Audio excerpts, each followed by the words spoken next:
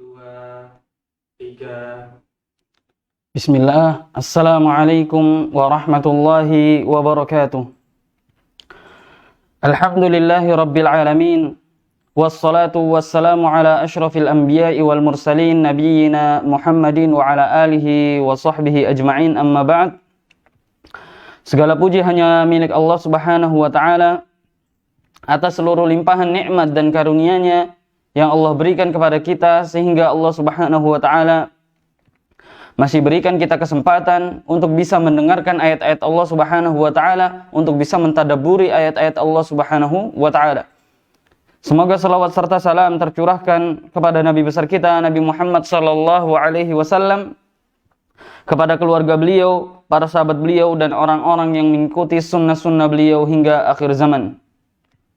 Ayyuhal muslimun, a'azani Allah wa iyyakum jami'an. Insyaallah kita lanjutkan pembahasan kita tafsir Ibnu Katsir rahimahullahu taala sampai pembahasan tentang kisah Nabi Musa alaihi salatu wassalam. Sebelumnya sudah kita sampaikan bahwasannya Allah Subhanahu wa taala apabila ingin menghendaki sesuatu, maka itu pasti terjadi. Dan semuanya itu terjadi sesuai dengan keinginan Allah Subhanahu wa taala. Dan tidak ada siapapun yang bisa menolak keinginan Allah Subhanahu wa ta'ala. Ya, seperti sebagaimana kemarin Fir'aun. Ya, Fir'aun begitu diberitahu bahwasannya akan ada anak dari Bani Israel yang akan menghancurkan kerajaannya, akan menghancurkan kekuasaannya, maka apa? Dia membuat satu kelompok, suatu pasukan, ya, mereka membawa pisau. Mereka yatufuna fi Bani Israel. Mereka apa? Keliling di Bani Israel. Kemudian apa? Menyembelih anak-anak laki-laki mereka. Ya, tujuannya apa? Tujuannya agar tidak ada anak laki-laki Bani Israel yang akan menghancurkan kekuasaannya. Namun ternyata apa? Allah Subhanahu wa taala punya rencana lain. Ya, Allah Subhanahu wa taala ya utus Nabi Musa alaihi salatu wasallam. Ibunya Nabi Musa melahirkan, tidak ada yang tahu. Kemudian Allah Subhanahu wa taala letakkan, sembunyikan di dalam peti. Ya, ketika pasukan Fir'aun menggeledah, ya Allah menyuruh ibunya Nabi Musa untuk meletakkan dalam peti. Tatkala pasukannya Fir'aun sudah pergi, Allah Subhanahu wa taala menyuruh untuk menarik kembali peti tersebut. Sampai di waktu yang ditentukan, tiba-tiba datang pasukan Fir'aun, sehingga ibu Nabi Musa kaget, kemudian meletakkan Nabi Musa secara spontan dalam peti, kemudian langsung pergi. Ya, ternyata peti tersebut lupa diikat. Akhirnya apa? Mengalir sampai ke Fir'aun. Ternyata diambil oleh Fir'aun. Diambil oleh keluarga Fir'aun. Faltaqatahu alu Fir'aun. Kemudian ditemukan oleh keluarga Fir'aun. Ya, Maha Suci Allah Subhanahu wa taala, bagaimana Allah tidak mempertemukan peti tersebut kecuali ke keluarga Fir'aun, yang merupakan musuh terbesarnya. Aduan, yang merupakan musuh terbesar Nabi Musa alaihi salatu wassalam. Bagaimana Fir'aun berusaha menolak, ternyata apa? Ternyata bayi yang akan menghancurkan kekuasaannya ada di sisinya. Kemudian di situ dipelihara oleh keluarga Fir'aun. Ya, kemudian akhirnya apa? Janji Allah Subhanahu wa taala kemarin kepada ibunya Nabi Musa bahwasanya kami akan mengembalikan anakmu. Akhirnya apa? Faradadnahu ila ummihi kay taqarra 'ainuha wa la tahzan. Ya, kami kembalikan engkau kepada ibumu, kay taqarra 'ainuha wa la tahzan, agar ibumu itu, ya, agar air mata ibumu itu tidak mengalir, agar ibumu bahagia, agar ibumu tidak bersedih kembali. Kalau dalam surat Thaha Allah mengatakan faraja'naka ila ummika kay taqarra 'ainuha wa la tahzan. Ya, kami kembalikan kepada ibumu, engkau wahai Musa, kami kembalikan kepada ibumu. Ya, dalam keadaan engkau tidak bersedih dan tidak bersedih, engkau bahagia. Wali ta'lam, tujuannya apa Allah mengembalikan bayi Nabi Musa kepada ibunya? Ya, li ta'lam, agar mereka itu tahu, agar kita semua ini tahu, anna wa'dallahi haqq, bahwasannya keputusan Allah, janji Allah itu pasti benar. Ya, sebelumnya Allah menjanjikan, ya, lepaskanlah anakmu dalam peti, kami akan menjaganya, jangan engkau takut. Karena dia ikut perintah Allah Subhanahu wa taala, ya, Allah menjanjikan, inna raduhu ilaik, sesungguhnya kami akan kembalikan bayi Musa kepadamu. Dalam waktu dekat kami akan kembalikan, jangan engkau takut. Wa ja'iluhum minal mursalin, bahkan kami akan jadikan dia sebagai rasul-rasul kami. ternyata apa? Karena dia yakin kepada Allah Subhanahu wa taala, maka apa? Ini kemudian Allah kembalikan tujuannya apa? Lita'lama anna wa'dallahi haq, agar kita semua yang mendengarkan kisah Nabi Musa atau yang paham kisah Nabi Musa dan juga ibunya Nabi Musa, lita'lam, agar mereka mengetahui anna wa'dallahi haq, bahwasanya janji Allah itu pasti benar. Innallaha la yukhliful mi'ad, sesungguhnya Allah Subhanahu wa taala tidak akan mengkhianati janjinya. Ya, walakinna aktsarahum la ya'lamun, namun kebanyakan dari manusia tidak mengetahui. Walamma balagha ashuddahu wastawa atainahu hukman wa ilma. Tatkala Nabi Musa alaihi salatu wassalam mulai mencapai dewasa, kami berikan hukman wa ilma. Kami berikan hukman. Hukman itu adalah kenabian. Wa ilma, dan kami berikan ilmu kepada Nabi Musa alaihi salatu wassalam. Ini diangkat menjadi nabi, belum menjadi rasul. Wa kadzalika najzil muhsinin, demikianlah kami jadikan demikianlah kami membalas orang-orang yang berbuat kebaikan. Kemudian Allah Subhanahu wa taala menceritakan ya bagaimana Nabi Musa alaihi salatu wassalam membunuh seorang laki-laki dari suku Qibti. Hadithatu qatlil Qibti, tentang kejadian bagaimana Nabi Musa alaihi salatu wassalam membunuh seorang Qibti. Dakhala Musa alaihi salatu wassalam dzata yaumin ilal Madinah. Suatu ketika Nabi Musa alaihi salatu wassalam keluar dari kota Madinah. Fi waqti khuluwin nas, di waktu manusia itu tidak melakukan aktivitas, di waktu kosong, di waktu istirahatnya manusia. Sebagian para ulama ada yang mengatakan itu di waktu siang, di waktu zuhur, jam 1 siang, atau di waktu malam, di mana manusia semuanya pada istirahat. Nabi Musa keluar dari kota Madinah di waktu manusia kosong melakukan aktivitas. Wasadafa rajulaini yaqtatilan. Tiba-tiba Nabi Musa mendapati dua orang laki-laki sedang bertengkar, sedang saling bunuh-bunuhan. Ahaduhuma minal Qibti, salah satu di antara keduanya adalah dari Qibti. Wal akhar min Bani Israel, dan yang lainnya dari Bani Israel. Dua laki-laki, yang satu dari sukunya Firaun, suku Qibti, dan yang satunya lagi dari Bani Israel. Fatalabal ladzi min Bani Israel minhun nusrah. Kemudian apa? Kelompok dari Bani Israel ini meminta pertolongan. Ya, kelompok dari Bani Israel itu meminta pertolongan. Fa'ajabahu Musa, kemudian Nabi Musa alaihi salatu wassalam, ya, karena sebelumnya Nabi Musa alaihi salatu wassalam tahu kebengisan, kezaliman Fir'aun dan bala tentaranya. Karena apa? Pada waktu itu yang bertengkar adalah dari Bani Israel dan tahu musuhnya adalah dari keluarga Fir'aun. Akhirnya karena Nabi Musa alaihi salatu wassalam tahu bahwasanya biasanya yang zalim adalah keluarganya Fir'aun, akhirnya apa? Dia menolong Bani Israel tersebut. Menolong Bani Israel tadi yang minta pertolongan kepada Nabi Musa. Fawakaza al-Qibti. Kemudian Nabi Musa memukul orang Qibti atau ditampar orang Qibti tersebut. Ya, wa 'ala ar-raghmi man anna Musa alaihi salatu wassalam lam yaqsid qatlahu. Nabi Musa sebelumnya ketika menampar atau memukul itu tidak ingin membunuhnya. Tapi saking kuatnya, karena kuatnya Nabi Musa alaihi salatu wassalam, dipukul, kemudian Qibti tersebut mati. Para ulama rahimahumullah ta'ala menceritakan bagaimana kenapa Nabi Musa alaihi salatu wassalam bisa sekuat itu. Yang pertama adalah karena Nabi Musa alaihi salatu wassalam tinggal di istana Fir'aun. Dan dia mendapatkan pendidikan khusus militer dari keluarga Fir'aun. Ya, bagaimana anak-anak raja itu dididik kuat. Mentalnya, semuanya dididik, dilatih. Dia di istana Fir'aun dapat pelatihan khusus sehingga kuat. Bahkan dalam riwayat yang diriwayatkan Imam Bukhari, suatu ketika Nabi Musa alaihi salatu wassalam itu difitnah bahwasannya kemaluannya itu ada cacatnya. Karena apa? Karena Nabi Musa tidak mau mandi bareng bersama mereka. Jadi dahulu Bani Israel mandi bareng di satu sungai, mereka telanjang. Ya, kemudian Nabi Musa karena malu dia mandi ya di tempat lain yang tersembunyi di balik batu besar. Ya, karena saking malunya Nabi Musa alaihi salatu wassalam, sehingga mereka berpikiran buruk bahwasanya Nabi Musa itu punya cacat, punya kelainan pada kemaluannya. Akhirnya tidak mau mandi bersama. Akhirnya Allah Subhanahu wa taala ingin membongkar fitnah mereka. Akhirnya apa? Batu yang biasa Nabi Musa alaihi salatu wassalam menaruh baju di situ, batu tersebut membawa lari baju Nabi Musa. Sehingga Nabi Musa begitu lihat bajunya dibawa lari, Nabi Musa mengejar. Nabi Musa mengejar batu tersebut. Kemudian mengatakan, "Ya hajar, saubi, saubi." Wahai batu, bajuku, bajuku. Kemudian seluruh orang-orang Bani Israel melihat ternyata tidak ada kelainan, tidak ada kecacatan pada kemaluan Nabi Musa alaihi salatu wassalam. Kemudian Nabi Musa memukul batu tersebut. Dalam riwayat batu tersebut hancur, padahal batu yang besar. Dalam riwayat batu tersebut ya membekas. Ada bekas pukulannya Nabi Musa alaihi salatu wassalam. Ini menunjukkan kekuatan Nabi Musa alaihi salatu wassalam. Bagaimana memukul batu kemudian membekas, memberikan bekas.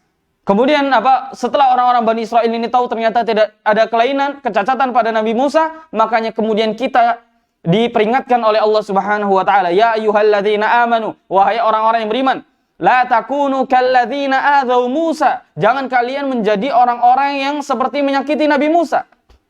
Jangan kalian seperti Bani Israel yang dulu pernah menyakiti Nabi Musa dengan menuduh dengan tuduhan-tuduhan yang enggak benar. Fabarra'ahu Allahu mimma qalu. Allah berlepas diri dari apa yang mereka katakan. Ya, inilah Allah Subhanahu wa taala menegur Bani Israel, menegur kita juga agar kita tidak pernah berprasangka buruk kepada para nabi Allah Subhanahu wa taala, kepada para rasul Allah Subhanahu wa taala. Ya, kemudian apa? Tadi Nabi Musa menampar Kipti tadi sampai mati. Ya, wa waqa'al qatlul khata'. Akhirnya terjadilah pembunuhan yang tidak tidak disengaja oleh Nabi Musa alaihi salatu wassalam. Fatawajjaha Musa ila rabbih bittaubah. Kemudian Nabi Musa alaihi salatu wassalam taubat kepada Allah, wa'tirafu bidzanbi. Nabi Musa mengakui dosanya. Wa talabal maghfirah minhu. Dia meminta ampun kepada Allah. Faqad zalama nafsahu bi fi'li dzalik idz kana al-qatlu bisababi shiddati ghadabihi.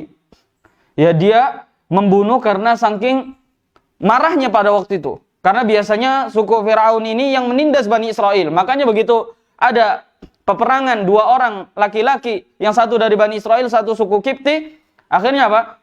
Nabi Musa alaihi salatu wassalam marah dan memukul orang Kipti tersebut sampai mati. Allah Subhanahu wa taala berfirman dalam surat Al-Qasas, ya, dalam ayat 15 Allah mengatakan, wa dakhalal madinata ala hini ghaflatin min ahliha. Nabi Musa memasuki kota Madinah di saat pada waktu itu manusia sedang istirahat, sedang kosong, tidak melakukan aktivitas apa-apa. Baik mau di siang hari maupun di malam hari. Para ulama berbeda pendapat kapan waktu kosong itu terjadi. Fawajada fiha rajulaini yaqtatilan. Nabi Musa tiba-tiba mendapati dua orang laki-laki yang sedang bertikai, sedang saling berperang, saling membunuh. Hadza min syi'atih. Satu kelompok ini dari Bani Israel, dari kelompoknya Nabi Musa. Wa hadza min aduwih, dan satunya lagi dari musuhnya Nabi Musa, yaitu dari keluarga Firaun. Fastaghathahu alladhi min syi'atih.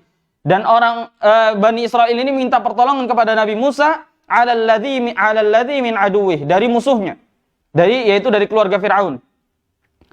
Fawakazahu Musa faqadha alaih. Kemudian Nabi Musa menampar, memukulnya, faqadha alaih. Kemudian Kipti tersebut tewas. Ya, kemudian dikatakan oleh Allah, qala hadza min amali syaitan. Ini adalah perbuatan syaitan. Innahu aduwwun mudhillum mubin. Ya, sesungguhnya kamu ini ya adalah musuh yang sesat, yang sangat menyesatkan. Sesungguhnya engkau Nabi Musa alaihissalatu wassalam mengatakan, hadza min amali syaitan. Sesungguhnya ini adalah perbuatan syaitan.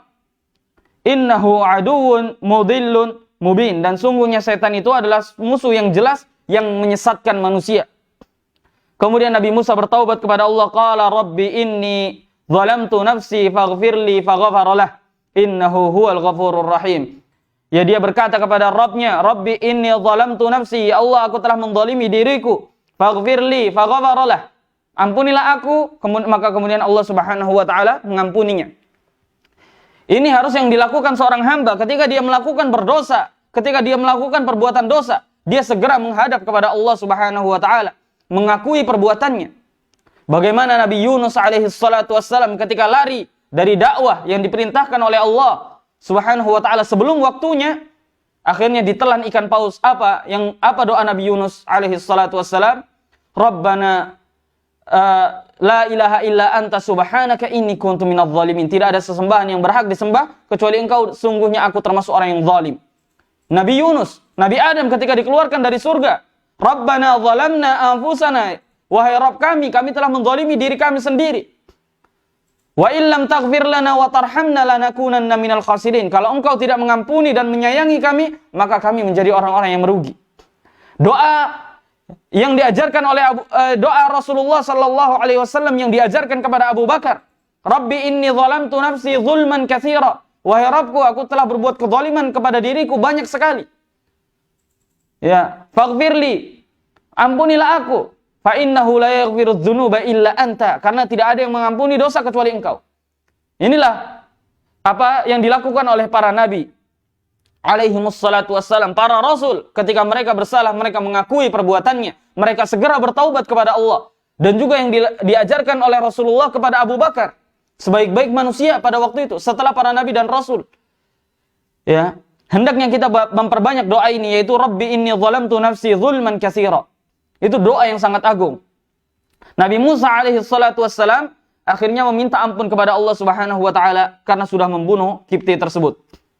Akhirnya ya, kemudian Allah Subhanahu wa taala menceritakan fa asbaha fil madinati khaifan yataraqqab. Ya, akhirnya Nabi Musa alaihi salatu wassalam menjadi ketakutan di kota tersebut. Ya, sambil memperhatikan apa yang akan terjadi. Ya, sambil memperhatikan apa yang akan terjadi pada Nabi Musa. Fa idzal ladzi istansarahu bil amsi yastasrikhu. Tiba-tiba orang dari Bani Israel yang kemarin ditolong Nabi Musa tiba-tiba berperang lagi. Tiba-tiba bertikai lagi sama suku Kipti yang lain. Setelah kemarin dia bertikai dengan suku Kipti, kemudian minta pertolongan kepada Nabi Musa, kemudian Kiptinya tadi dipukul sama Nabi Musa sampai meninggal. Keesokan harinya orang yang sama dari Bani Israel ini bertikai lagi dengan suku Kipti, saling bunuh-bunuhan lagi. Nabi Musa alaihi salatu wassalam kemudian berkata, innaka laghawiyyun mubin. Engkau ini benar-benar menyesatkan. Engkau ini sungguh orang-orang yang berada di atas kesesatan. Engkau kemarin yang membuat aku membunuh. Ya, kemudian orang dari Bani Israel tadi takut. Orang yang dari Bani Israel tadi takut. Wah, ternyata Nabi Musa alaihi salatu wassalam mengatakan aku sesat. Jadi pada hari ini dia tidak akan menolong saya lagi. Itu yang di pikirannya orang dari Bani Israel yang sebelumnya ditolong oleh Nabi Musa. Beginilah Bani Israel, setelah sebelumnya ditolong, begitu pada hari itu dikatakan oleh Nabi Musa, sesungguhnya engkau adalah musuh yang menyesatkan, maka apa? Kemudian dia berpikiran jelek kepada Nabi Musa. Bahkan dia membocorkan rahasia yang kemarin terjadi. Ya, Allah Subhanahu wa taala berfirman pada ayat berikutnya, "Falamma arada an yabtisha billadhi huwa aduwwun lahumā, qala ya Musa aturidu an taqtulani kama qatalta nafsan bil ams." Ya, maka ketika Nabi Musa hendak memukul, ya, ketika Nabi Musa alaihi salatu wassalam hendak memukul musuh, ya, musuh di antara mereka berdua. Jadi tadi orang yang bertikai, Nabi Musa tahu di antara mereka itu adalah salah satunya adalah musuh. Maka tatkala Nabi Musa alaihissalatu wassalam hendak memukul musuh tersebut, kemudian orang tersebut berkata, apakah engkau bermaksud membunuhku sebagaimana engkau membunuh orang suku Kipti kemarin? Jadi kemarin laki-laki dari Bani Israel berperang bersama ingin membunuh suku Kipti. Kemudian dia minta tolong kepada Nabi Musa, kemudian suku Kipti dibunuh. Nah, ketika kejadian ini, yang tahu pada waktu itu hanya 4 orang, kata para ulama, yaitu Allah Subhanahu wa taala, Nabi Musa alaihi salatu wassalam, kemudian Bani Israel tadi, dan suku Kipti yang meninggal tadi. Yang tahu kejadian itu.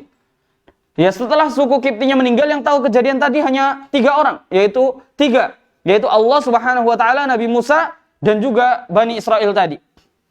Dan keesokan harinya ternyata Bani Israel ini membuat ulah lagi. Makanya Nabi Musa bilang, kamu adalah musuh yang menyesatkan. Sehingga akhirnya ketika dia berperang, bertikai dengan suku Kipti tadi, Nabi Musa alaihi salatu wassalam menyalahkan bahwasanya ini kamu yang salah dari Bani Israel. Kemudian yang dari Bani Israel tadi minta pertolongan, ternyata tahu bahwasanya Nabi Musa nggak akan menolongnya, bahkan akan memukulnya. Akhirnya apa? Dia membocorkan kejadian yang kemarin.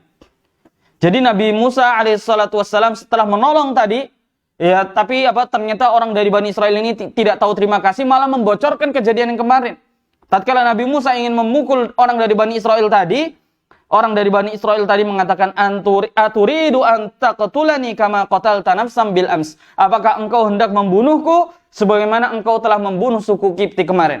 Jadi yang membocorkan siapa? Yang membocorkan adalah Bani Israel sendiri. Ya, inilah perilaku Bani Israel, tidak tahu terima kasih. Bahkan kepada Nabi mereka alaihi salatu wassalam, tidak tahu terima kasih kepada Nabi mereka. Ini adalah kelakuan Bani Israel. Kemudian akhirnya orang suku Kipti tadi tahu bahwasannya yang bunuh kemarin adalah Nabi Musa. Akhirnya mereka ini suku Kipti tadi kembali ke Firaun ngasih tahu yang bunuh adalah Nabi Musa alaihi salatu wassalam. Wa jaa rajulun min aqsal Madinah. Tiba-tiba datang seorang laki-laki dari kota. Yas'a. Ya, dia berkata kepada Nabi Musa, "Innal mala'a ya'tamiruna bik." Sesungguhnya penguasa-penguasa, pembesar-pembesar Firaun itu mereka sedang bermusyawarah liyaqtuluka, untuk membunuhmu. Jadi mereka sedang bermusyawarah. Para ulama rahimahumullah taala mengatakan bahwasannya laki-laki yang datang dari kota ini adalah pembesar Firaun tapi yang beriman kepada Nabi Musa, tapi dia menyembunyikan keimanannya. Jadi ada pembesar Firaun yang sudah beriman kepada Nabi Musa tapi dia menyembunyikan keimanannya. Menyembunyikan keimanannya. Wa qala rajulun mu'minun min ali Fir'aun. Berkata seorang laki-laki dari keluarga Firaun yang beriman kepada Allah. Apa? Ataqtuluna rajulan ayyaqula rabbi Allah. Apakah kalian hendak membunuh orang yang mengatakan Rabbnya adalah Allah Subhanahu wa taala? Jadi ada dari keluarga Firaun, pembesar keluarga Firaun ini begitu tahu Firaun dan penguasa-penguasanya atau pembesar-pembesar Firaun ini ingin membunuh Nabi Musa, dia datang kepada Nabi Musa. Wahai Musa, sesungguhnya pembesar-pembesar ini sedang merencanakan pembunuhan kepadamu. Ya fakhruj inni laka minan nasihin. Sekarang keluarlah engkau ya dari tempat ini, dari Mesir. Inni laka minan nasihin. Sesungguhnya aku ini menasihatimu. Fa kharaja minha khaifan yataraqqab. Nabi Musa akhirnya alaihi salatu wassalam pergi keluar dari kota Mesir ya dalam keadaan berhati-hati sambil mengintai apakah ada orang atau tidak. Kemudian sambil berkata, Rabbi najjini minal qaumidz zalimin. Ya Allah, selamatkanlah aku dari kaum yang zalim. Selamatkanlah aku dari kaum yang zalim. Kemudian Nabi Musa alaihi salatu wassalam keluar dari Mesir. Intalaqa Musa alaihi salatu wassalam min Misra qasidan Madian. Nabi Musa alaihi salatu wassalam keluar dari kota Mesir menuju kota Madian. Para ulama rahimahumullah taala ya berbeda pendapat dalam masalah ini. Intinya mereka mengatakan bahwasannya Allah Subhanahu wa taala memberikan wahyu kepada Nabi Musa untuk menuju kota Madian. Karena kota Madian itu kota yang aman dan kota yang baik penduduknya. Di sana ada orang soleh. Dalam riwayat bahkan dikatakan di sana ada Nabi Syuaib. Akhirnya apa? Allah Subhanahu wa taala memerintahkan Nabi Musa alaihi salatu wasallam untuk ke kota Madian. Allah Subhanahu wa taala berfirman, "Walamma tawajjaha tilqa'a Madian, qala 'asa rabbi ay yahdiyani sawa'as sabil." Tatkala Nabi Musa alaihi salatu wasallam menuju ke kota Madian, dia berdoa kepada Allah. Ya, lihatlah Nabi Musa alaihi salatu wasallam. Ya, ketika dia melakukan segala sesuatu, dia berdoa kepada Allah Subhanahu wa taala. Ini hendaknya yang dilakukan seorang mukmin, seorang muslim. Ketika dia mau bekerja, dia berdoa kepada Allah. Ketika dia ingin melakukan sesuatu, dia minta pertolongan kepada Allah Subhanahu wa taala. Bukan melakukan sesuatu tersebut baru meminta pertolongan. Karena apa? Para nabi dulu, dia berdoa dulu sebelum melakukan sesuatu. Ya, tatkala Nabi Musa alaihissalatu wassalam menuju arah negeri Madian, dia berdoa kepada Allah, ya, asa rabbi ayyahdiyani sawa'as sabil. Semoga Tuhanku memberikan bimbingan aku kepada jalan yang benar. Ya, semoga Tuhanku memberikanku bimbingan kepada jalan yang benar. Walamma warada ma'a Madian wajada alaihi ummatan minan nasi yasqun wa wajada min dunihim imra'ataini tadudan. Tatkala Nabi Musa alaihissalatu wassalam sampai di satu tempat, di situ ada perairan atau ada sumur yang biasa manusia berkumpul di situ untuk memberi minum kepada binatang ternak mereka. Tatkala Nabi Musa sampai di situ, wajada min dunihim imra'atain tadudan. Tiba-tiba melihat dua wanita yang sedang mengantri untuk memberi minum kepada ternak mereka.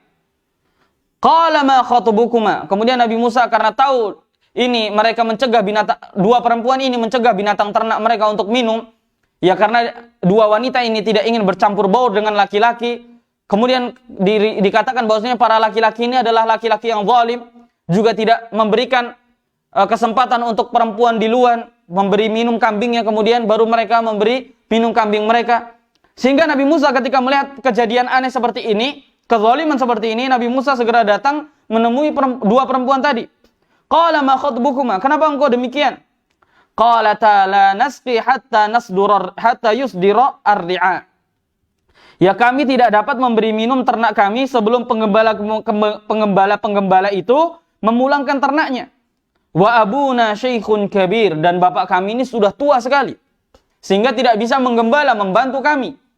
Ya bapak kami sudah tua, jadi kami sekarang yang mengembalakan ternaknya. Dan kami tidak bisa memberikan minum kepada ternak kami sebelum ternak-ternak mereka pulang.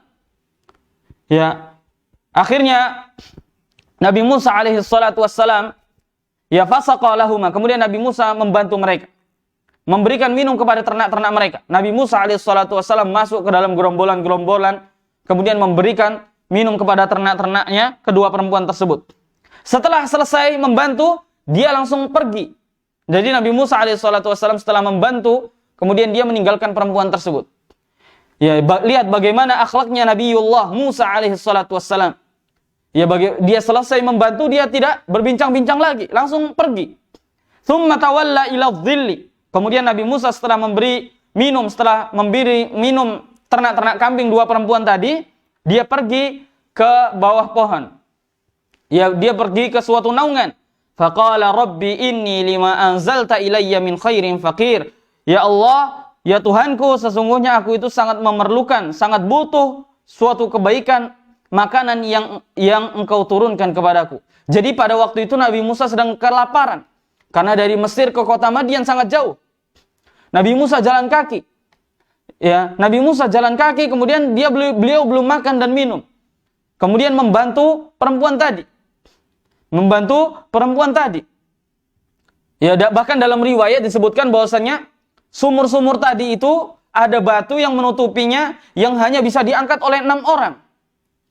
Ya, jadi ketika mereka penggembala laki-laki sudah memberi minum kambingnya, kemudian mereka hendak pulang, ini sumur tadi ditutup oleh batu dengan 6 orang tadi. Ini kan kezaliman, sehingga dua perempuan tadi tidak bisa memberi minum kepada kambing-kambingnya, ternak-ternaknya. Karena sumurnya sudah ditutup sama batu besar. Sehingga Nabi Musa alaihissalatu wassalam mengangkat batu itu sendiri. Dalam keadaan kelaparan, dia membantu dengan mengangkat batu yang harusnya diangkat oleh 6 orang. Ini juga menunjukkan kekuatan Nabi Musa alaihissalatu wassalam bagaimana mengangkat batu yang begitu besar. Akhirnya di situ memberi minum kambing-kambing perempuan tadi, kemudian dikembalikan, kemudian beliau menutup sumur tadi dengan batu yang besar tadi. Kemudian dalam keadaan kelaparan dia mengeluh, ya, dia mengadukan semuanya kepada Allah Subhanahu wa taala, Rabbi inni lima anzalta ilayya min khairin faqir. Ya Allah, aku sangat butuh terhadap Engkau ya Allah. Saya butuh kepada makanan. Tatkala Nabi Musa alaihi salatu wassalam baru selesai berdoa dengan doa tadi, tiba-tiba datang dua perempuan tadi, faja'athu ihdahuma. Salah seorang di antara kedua mereka datang kepada Nabi Musa. Tamshi ala istihya'in. Ya, mereka jalan dalam keadaan malu. Ya, ini adalah perempuan yang muslimah. Ya, yaitu ketika dia datang kepada laki-laki yang bukan mahramnya dalam keadaan malu. Tapi karena diperintahkan oleh bapaknya sehingga dia datang kepada Nabi Musa. Qalat, dan berkata dengan perkataan yang sedikit, enggak bertele-tele. Ya, langsung. Qalat inna abi yad'uka liyajziyaka ajra ma saqaita lana. Sesungguhnya bapakku ini memanggilmu untuk memberi kamu upah. Karena tadi engkau sudah membantu kami menggembala ternak kami. Falamma ja'ahu, kemudian akhirnya Nabi Musa alaihissalatu wassalam ikut ke rumah perempuan tadi. Ya, ikut ke rumah perempuan tadi. Ya, wa qassa alaihi al-qasas. Kemudian ketemu sama bapaknya, ketemu sama bapak dua perempuan tadi yang sudah tua renta, kemudian menceritakan kisah bagaimana dia lari dari Firaun. Dia membunuh suku Kipti, kemudian dia lari dari Firaun. Kemudian kata Syekh tadi, kata bapak dari kedua perempuan tadi mengatakan, la takhaf najauta minal qaumidz zalimin. Jangan kau takut, engkau selamat dari kaum yang zalim. Kemudian salah seorang di antara kedua wanita tadi berkata, qalat ihdahuma ya abati istajirhu. Wahai bapakku, berilah dia upah. Inna khaira man istajartal qawiyul amin. Sesungguhnya orang yang paling baik yang engkau ambil sebagai pekerja yaitu adalah orang yang kuat dan dapat dipercaya. Jadi tadi salah seorang perempuan tadi tertarik kepada Nabi Musa alaihi salatu wassalam, sehingga meminta bapaknya untuk memberi Nabi Musa upah. Ya, memberi Nabi Musa upah. Kemudian sambil berkata, inna khaira man istajarta, sesungguhnya sebaik-baik engkau memberi upah adalah al-qawiyul amin, kepada laki-laki yang kuat yang dipercaya. Jadi Nabi Musa laki-laki yang kuat dan dapat dipercaya. Maka ini adalah sebaik-baik kita memberi upah kepadanya. Ini di sini juga terdapat pelajaran, kata para ulama rahimahumullah taala. Misalnya seseorang punya pegawai, pegawainya ini memiliki kekuatan, masya Allah. Kemudian dia dapat dipercaya, maka pegawai seperti ini harus dijaga. Karena apa? Khairu man istajarta, sebaik-baik kita memberi upah kepada pegawai adalah yang kuat dan dapat dipercaya. Dan orang mukmin yang kuat itu lebih disayang oleh Allah daripada mukmin yang lemah. Wa fi kullin khairan, meskipun kedua-duanya sangat baik, meskipun kedua-duanya baik, tapi yang kuat dan dapat dipercaya itulah yang terbaik. Ini kata perempuan tadi. Akhirnya qala inni uridu an unkihaka ihda ibnatayya hataini ala an ta'jurani thamaniya hijat fa in atmamta 'ashran fa min 'indik wa ma uridu an ashqa 'alaik satajiduni insyaallahu minas salihin. Bapaknya berkata, aku hendak menikahkan engkau wahai Musa kepada salah satu di antara kedua putriku. Aku ingin menikahkan salah satu di antara kedua putriku kepadamu. Ya, maharnya apa? Maharnya engkau mengembalakan ternak putri-putriku ini selama 8 tahun. Jadi maharnya apa? Engkau bekerja sama aku 8 tahun. Ya, fa in atmamta 'ashran fa min 'indik. Kalau engkau mau menyempurnakan 10 tahun, maka itu adalah kebaikan. Ya, wa ma uridu an asyqa 'alaik. Aku tidak ingin memberatkanmu. Ya, satajiduni insyaallahu minas salihin. Engkau akan dapati bahwasanya aku termasuk orang yang saleh. Ya, jadi seorang ayah tadi ingin menikahkan putrinya karena tahu Nabi Musa ini adalah orang yang kuat, orang yang dapat dipercaya. Akhirnya apa? Dinikahkanlah, laki-laki tersebut, orang tua tersebut ingin menikahkan salah satu di antara putrinya kepada Nabi Musa dengan mahar bekerja selama 8 tahun. Kalau Nabi Musa mau, nggak apa-apa ditambah 2 tahun, jadi 10 tahun. Ya, dan ini karena tidak ingin memberatkan Nabi Musa. Akhirnya apa? Qala dzalika baini wa bainak. Ini adalah perjanjian antara aku dengan kamu. Jadi Nabi Musa menerima. Ya ayyumal ajalaini qadaitu fala udwana alayya. Di antara keduanya aku mau bekerja padamu 8 tahun atau 10 tahun, fala udwana alayya, maka tidak ada permusuhan. Aku tidak akan mengungkit-ungkit itu, tidak akan mempermasalahkan. Wallahu ala ma naqulu wakil. Sesungguhnya Allah Subhanahu wa taala tahu perjanjian kita dan dialah Allah Subhanahu wa taala wakil, menjadi saksi atas apa yang kita ucapkan. Akhirnya Nabi Musa alaihi salatu wassalam menikah dengan wanita tadi, kemudian tinggal selama, kata para ulama, 8 atau 10 tahun tinggal di kota Madian. Setelah selesai perjanjian tadi, baru Nabi Musa alaihi salatu wassalam balik ke kota Mesir untuk menghadapi Firaun dan bala tentaranya. Ya, kemudian dia di tengah perjalanan diangkat menjadi Rasul. Insyaallah kita lanjutkan pada pertemuan berikutnya bagaimana Nabi Musa alaihi salatu wassalam begitu selesai ya mengabdi atau begitu selesai tadi bekerja pada laki-laki tua tadi, kemudian dia menuju kota Mesir. Insyaallah di pertemuan berikutnya. Apabila ada salah kata, itu datangnya dari diri saya pribadi dan dari syaitan yang selalu menggoda manusia, dan apabila ada benarnya itu semuanya datang dari Allah Subhanahu wa taala, zat yang maha benar. Wassallallahu ala nabiyyina Muhammad wa ala alihi wa sahbihi wa sallam. Wassalamualaikum warahmatullahi wabarakatuh.